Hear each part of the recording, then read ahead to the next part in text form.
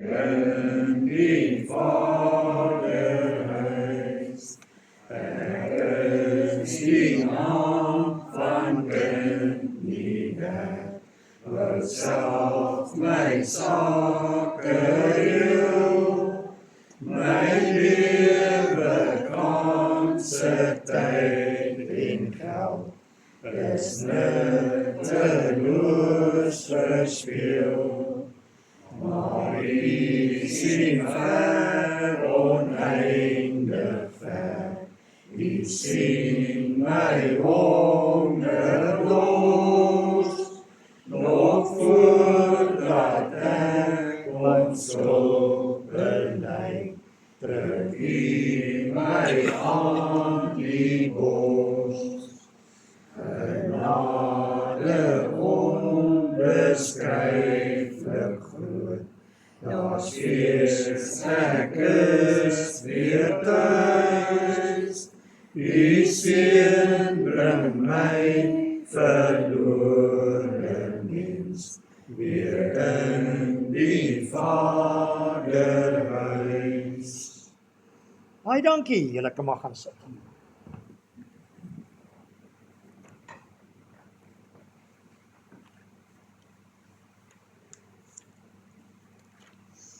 Ons wil vanaand ook baie goeie naand sê, ook vir ons broers en susters wat na die opname vanaand kyk. Julle is net so welkom by vanaand se week van gebed byeenkoms as elkeen van ons wat vanaand hier in die kerk by mekaar is. Baie welkom by ons maandag aand week van gebed byeenkoms. Kom ons begin deur eers saam te bid. Hemelvader, ons het sopas 'n maandag agter die rug. Ons wil amper sê 'n magtige maandag agter die rug. Daar het baie met ons gebeur vandag. Ons het 'n klomp ervarings gehad, 'n klomp belewennisse. Verskillende mense het op ons pad gekom en ons op verskillende maniere beïnvloed. En nou is ons so vir 'n bietjie meer as 'n halfuur hier by mekaar. Of hier in die kerk, of daar in ons huise. Ons bid o Heilige Gees, dat U ons sal help om so vir 'n rukkie net af te skakel van dit wat die afgelope dag met ons gebeur het en ons beïnvloed het. Sodat ons oop sal wees vir dit wat U vanaand vir ons deur U woord wil sê. In elkeen van die briewe aan die 7 gemeentes waarmee U hierdie week met ons praat, is daar die frase: laat die wat ore het, luister na wat die Gees vir hulle sê. Wat die Gees vir die gemeente sê. Ons het ore. Ons is dankbaar daarvoor. Maak asseblief ons ore oop, maar maak asseblief ook ons harte oop vir U werking vanaand, o Heilige Gees. Dankie dat U met ons gaan praat, en dankie dat U ons ook gaan lei waaroor om vanaand saam te bid. In Jesus se naam, amen. Ons het gisteroggend ons week van gebed byeenkoms begin, of week van gebed byeenkomste begin, deur saam te lees uit die brief aan die Efese gemeente, daar in die eerste paar verse van Openbaring 2. Vanaand lees ons die tweede brief. En dit is spesifiek die brief aan die gemeente in Smyrna. En ons lees dit net soos gisteroggend saam, om te hoor wat die Here vir daardie spesifieke gemeente wou sê, en ook om te hoor wat die Here vir ons deur sy brief aan daardie gemeente wil sê. En dan daarna gaan ons daaroor saam bid. Ons wat hier in die kerk is, het elkeen 'n brief ontvang. Dis daai skrifgedeelte wat julle in julle hand het. En ons gaan so elke aand vir mekaar 'n brief gee. En die gedagte is dan dat ons daardie briewe bymekaar maak En wanneer ons dan vanaand by die huis kom, en dit dalk 'n bietjie rustiger is, of dalk selfs môreoggend, dan weer daardie brief lees. En dan gaan die Here verder met ons werk oor hierdie brief wat hy vanaand met ons gedeel het. Die brief aan die gemeente in Smyrna. As julle vanaand by die huis of môreoggend by die huis na hierdie opname kyk, dan kan julle as julle wil, dalk net die selfoon so 'n bietjie pause op hierdie oomblik en julle Bybels gaan haal en dalk saam lees. En op 'n later stadium dit weer lees, sodat die Here ook daar verder met julle kan praat. Ons kry die brief aan die gemeente in Smyrna in Openbaring 2 vers 8 tot 11. Dit is een van die kortste briewe van die 7 briewe. Maar 'n baie gelaaide brief. 'n Mens moet oppas om hom te vinnig te lees. Want jy kan hom vinnig lees en dink jy weet presies wat daar staan. Maar jy moet hom so 'n bietjie stadig lees. Want dit is 'n diep gelaaide brief hierdie. Ek lees saam met julle van vers 8. Onthou nou, dis die Here Jesus hier aan die woord, né? En hy sê: skryf ook aan die boodskapper van die gemeente in Smyrna. Dit sê die eerste en die laaste, wat dood was, maar lewend geword het. Ek ken jou verdrukking en jou armoede, maar tog is jy ryk. Ek weet ook van die lastering deur diegene wat beweer dat hulle Jode is en dit nie regtig is nie, maar 'n sinagoge van Satan. Moenie vir enige iets wat jy nog gaan ly bang wees nie. Kyk, die duiwel gaan sommige van julle in die tronk laat gooi, sodat julle getoets kan word. 10 dae lank sal julle verdruk word. Wees getrou tot die dood toe. En ek sal aan jou die oorwinnaarskrans van die lewe gee. Laat die wat ore het, luister na wat die Gees aan die gemeente sê. Wie oorwin, sal beslis nie deur die tweede dood skade ly nie. Tot sover daardie briefie. Die stad Smyrna was, net soos Efese waaroor ons gister gepraat het, 'n groot hawestad aan die kus van Klein-Asië.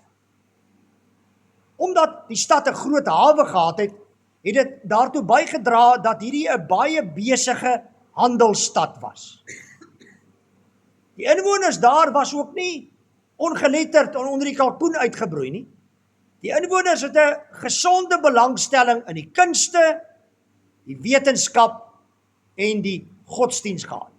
Baie van die argeologiese opgrawings wat daar gemaak word, bevestig dit. Maar hulle het ook daar 'n groot tempel gehad. Ons onthou van gister se brief aan die Efese, was daar 'n tempel ter ere van die godin van die liefde Artemis. Hierdie ouens het 'n entjie verder gegaan.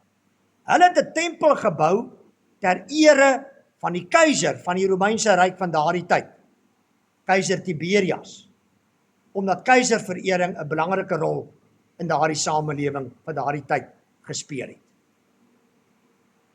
In Smyrna was daar 'n Christelike gemeente.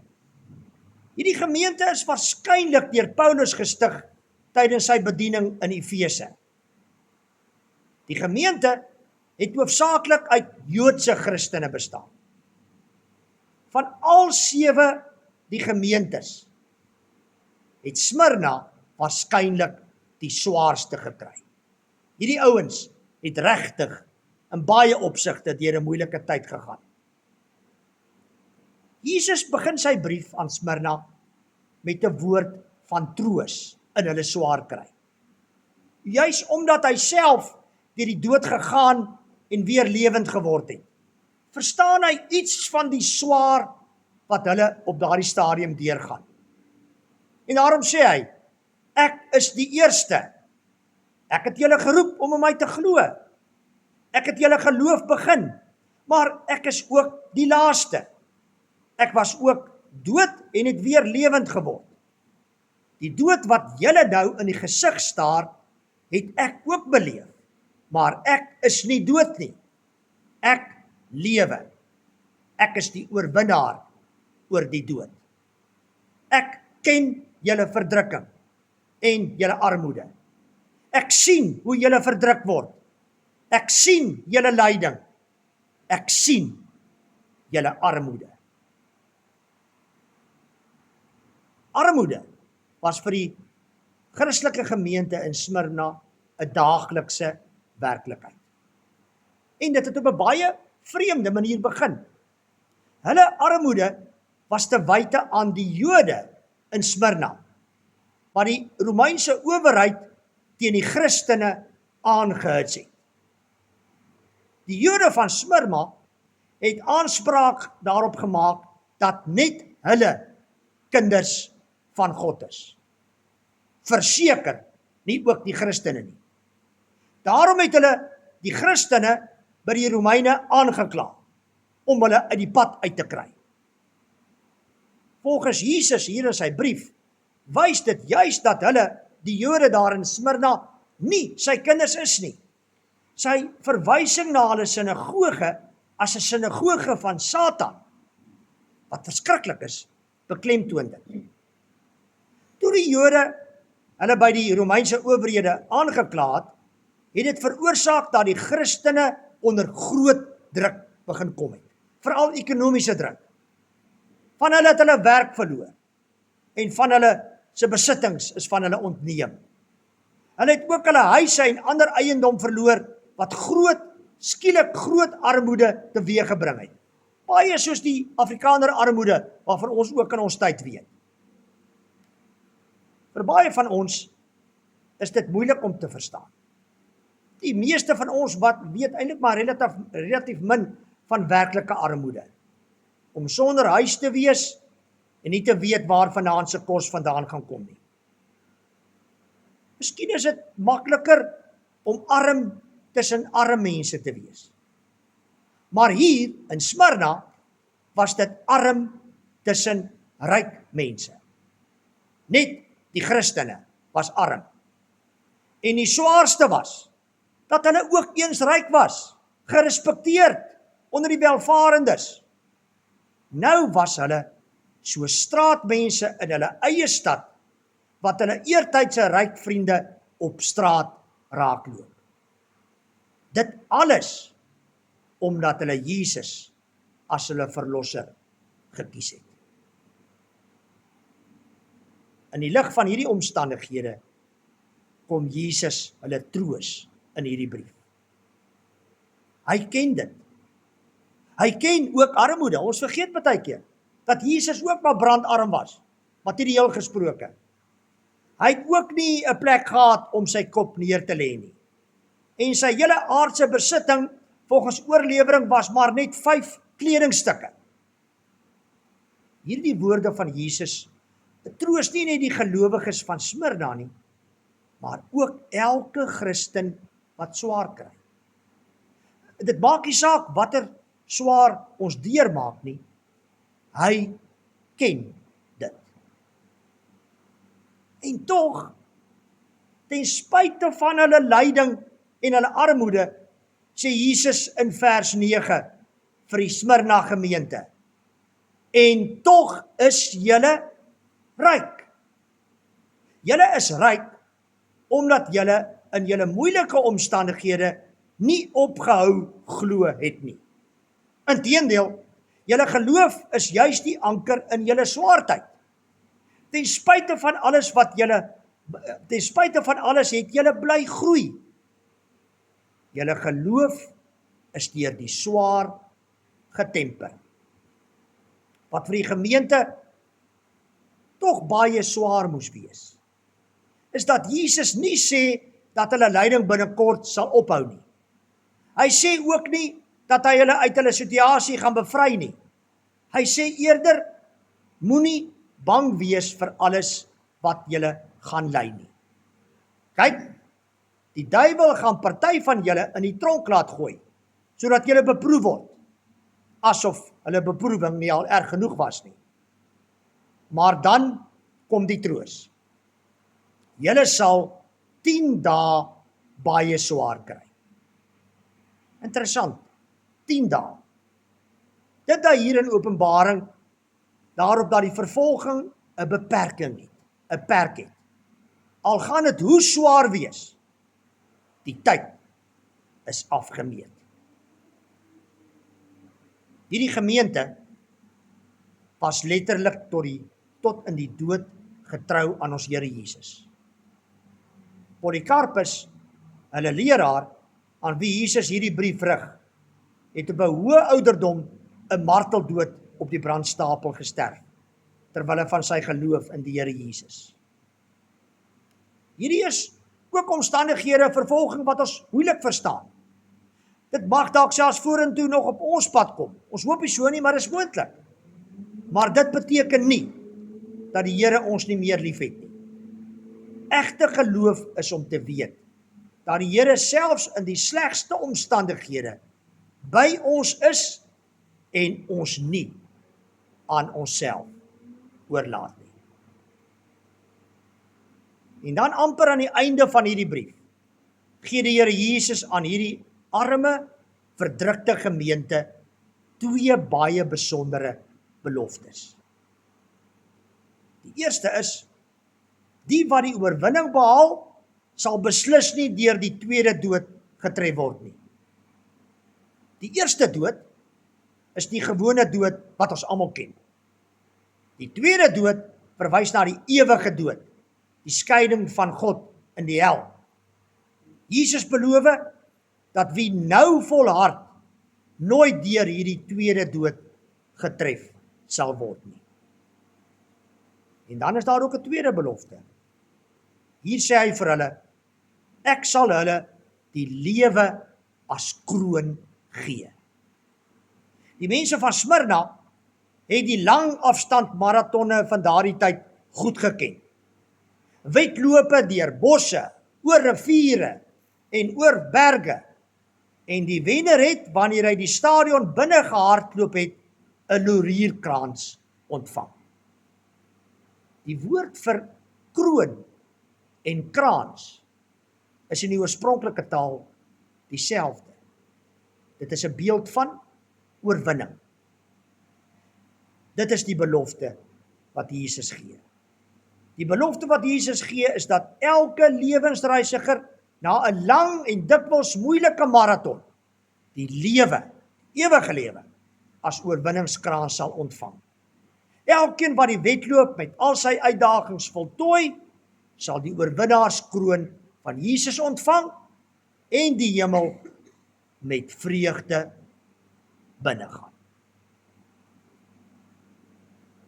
Of die lewe nou voorspoed of teenspoed, vreugde of hartseer bring, is nie die belangrikste nie. Wat wel belangrik is om te weet, God is by ons. Kyk vorentoe en weet, na ons aardse reis sal ons die lewe as kroon ontvang. Amen. Ons gaan nou in vanaand se byeenkoms in gebedstyd in. En ek wil vra dat jy nie daar waar jy sit, of dit nou hier in die kerk is, of jy daar by jou huis is, dalk in jou slaapkamer, dalk in jou sitkamer, net gemaklik sit en jou oë toemaak en jou hande vou soos wat jy dit altyd doen wanneer jy in 'n gebedshouding is, wanneer jy met die Here praat. Jy kan selfs jou kop buig, jou hoof buig as dit is wat jy gewoonlik doen as jy bid. En terwyl ons elkeen so sit, maak ons oë toe. Vir die eerste stukkie van ons gebedstyd is dit net 'n stukkie tyd tussen ons elkeen persoonlik en die Here. Ons het gelees in hierdie gedeelte van lyding. 'n Gemeente wat ly om verskillende redes. Miskien ly jy op hierdie oomblik. Miskien kry jy swaar op hierdie oomblik. Wat die rede en wat die oorsaak ook al mag wees. Hoe lank of hoe kort dit ook al mag wees. Miskien dink ander mense jou lyding is nie so erg nie, maar jy weet, vir jou is jou lyding vir jou baie erg. En dan is dit baie erg. Die Here het vanaand vir jou gesê, hy weet van jou lyding. Hy ken jou lyding. Hy weet presies waardeur jy gaan. Daarom kan jy nie daar waar jy sit, vir hom sê wat op jou hart is, oor jou lyding, oor jou vorm van swaar kry. Miskien wil jy vir hom dankie sê dat hy jou tot hier toe daardeur geneem het. Miskien wil jy bid vir uitkoms. Miskien wil jy bid vir krag, net om deur vannag te kom. Dis tussen jou en die Here. Gebruik hierdie paar minute en praat net met hom, oor hom en oor jou, in stil gebed. Daar by die huis kan jy dalk hardop bid, as daar niemand naby julle is nie.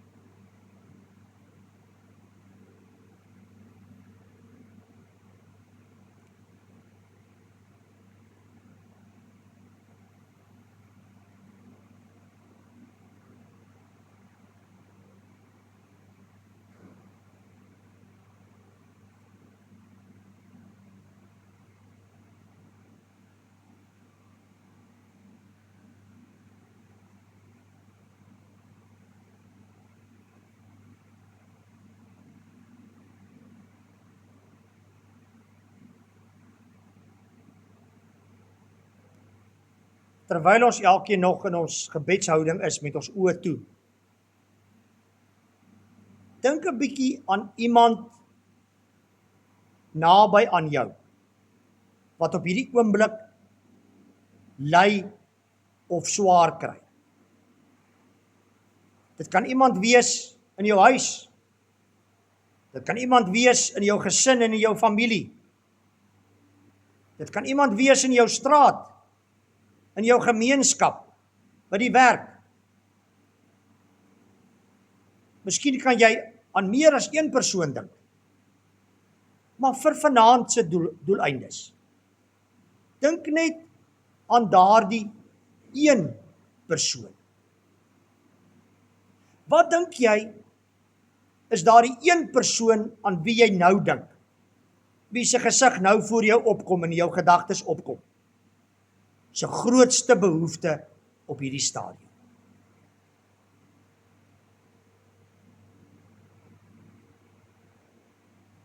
As jy kan dink wat daardie persoon se grootste behoefte is, bid dan daarvoor. Maar wees ook versigtig wanneer jy daarvoor bid, want dit kan dalk net wees dat die Here jou gebruik om jou eie gebed te verhoor. Bid spesifiek vir daardie persoon wat die Here nou op jou hart lê.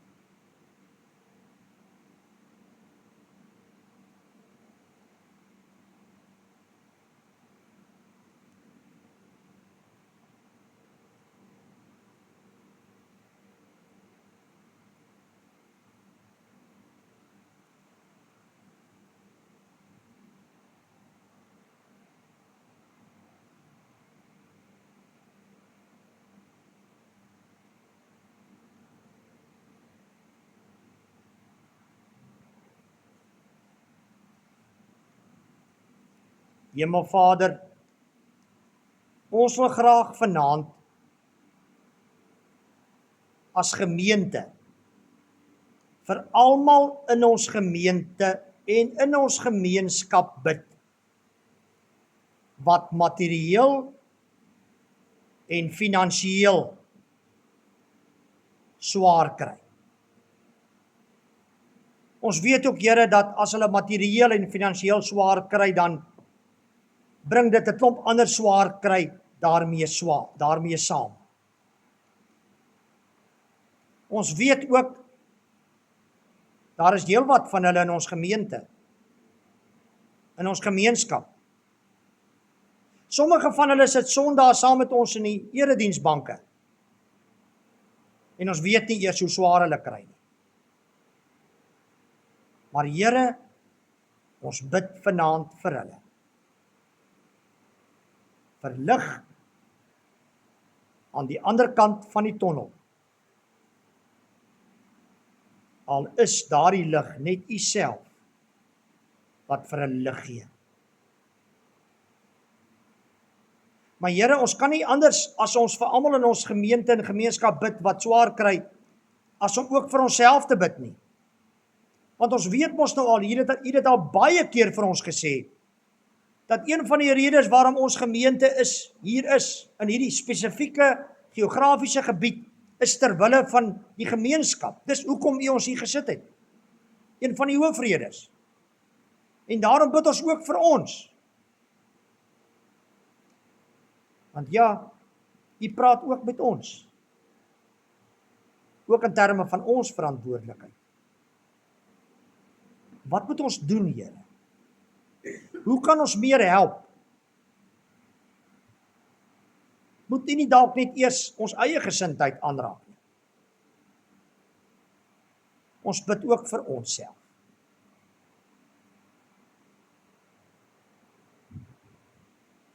Hemelvader, ons bid ook vir almal oor die wêreld wat swaar kry oor hulle geloof in U.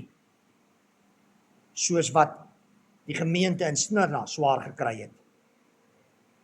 Ons bid veral vir die Christene wat in sommige lande vervolg word as gevolg van hulle geloof. Terwille van hulle geloof. Ja, my Vader, ons kan nou net vinnig dink aan die Christene in Iran, Afghanistan, Noord-Korea, om net 'n paar lande te noem van waar die Christene verskriklik wreed vervolg. O Here, hulle is vir ons so 'n voorbeeld in hulle geloof. Net soos die gemeente van Smyrna, wat ten spyte van hulle vervolging nie hulle geloof, hulle verhouding met U opgee nie. Ons bid vir hulle vir krag, goddelike krag wat net U vir hulle kan gee. En ons bid ook, liewe Here, vir mense wat met hulle in aanraking kom. Hulle vervolgers, hulle vyande, dat hulle ook die lig van die evangelie sal sien. En U sal vind en ontdek en aanneem as die lig vir die wêreld. Hemelvader, U bring ook organisasies op ons pad, wat mense help en ondersteun wat swaar kry. En organisasies wat mense ondersteun en help wat vervolg word as gevolg van hulle geloof. Ons bid vir al daardie organisasies. In ons eie omgewing, liewe Here, bid ons spesifiek vir 'n helpende hand. En vir Martie in die takkomitee wat so hard werk. Ons bid vir die ATKV en vir hulle komitee met die goeie werk wat hulle doen. Ons bid vir ons plaaslike CMD, die Christelike Maatskaplike Dienste. Ons bid vir die kinderhuis, Melvin Kinderhuis in ons omgewing. Here, dis ons kinderhuis, dis die NG Kerk se kinderhuis. En ons weet, hulle kry by die stadium intens swaar. Ons bid vir hulle. En ook vir ons vir wysheid. Ons bid vir al die tuistes vir bejaardes in ons gemeente en in ons gemeenskap. Daar's baie van hulle. Veral vir die personeel in elkeen van hierdie sentra. En Here, ons bid ook vanaand vir die organisasie Geopende Deure, wat so 'n kragtige instrument is, waardeur u kinders help, wat vervolg word in lande as gevolg van hulle geloof. Hemelvader, ons kan nie anders nie, as om ook vir ons eie land te bid, as gevolg van al die rampspoedige dinge wat die laaste tyd gebeur het. Die brande, die oorstromings, back in closure. Here, daar's duisende mense vasgevang in die implikasies hiervan, wat nie weet hoe verder vorentoe nie, wat alles verloor het, wat besig is om alles te verloor. O Here, ons bid vir hulle, vir u ingryping en vir krag en geloof en hoop en moed, net om deur hierdie nag ook te kom. Dat hulle sal beleef dat u by hulle is, ook in hierdie moeilike tyd, soos u in hierdie brief beloof. En dat hulle ook sal onthou, dat daardie swaar kry wat hulle nou beleef, nie vir altyd sal aanhou nie. Hemelvader, dankie dat u ons ook vanaand deur hierdie brief herinner het, dat daar verseker 'n dag, 'n tyd kom, wanneer al hierdie swaar kry verby is. Wanneer ons vir ewig by u gaan wees. O Here, ons sien so uit daarna. Sommige dae wens ons dit wil sommer nou dadelik aanbreek, asseblief. Maar ons weet, u weet die beste. U tydsberekening is altyd reg. Ons wag op u. Ons wag op u wederkoms. In Jesus se naam. Amen. Kom ons sluit af met 'n lied op bladsy 35. Wat so mooi aansluit by hierdie skrifgedeelte. Bladsy 35, nommer 35. Daai bekende lied, bly volhard soos atlete. Kom ons staan en dan sing ons hom lekker saam.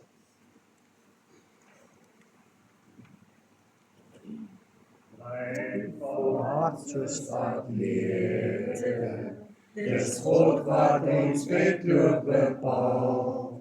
Dat is skaar verlossers wat wag om die baan, dat ons aan die wenstreep sal haal. Elke las moet ons afgooi, die sonde wat maklik frustreer, dat ons God se pad met volharding kan loop. Dis die pad na die ware geluk. Hou die oë op Jesus, ons vriend, ons verlosser, ons oor. Vir die vrede daarna het hy smarte verdra. Hy begin en versterk ons geloof.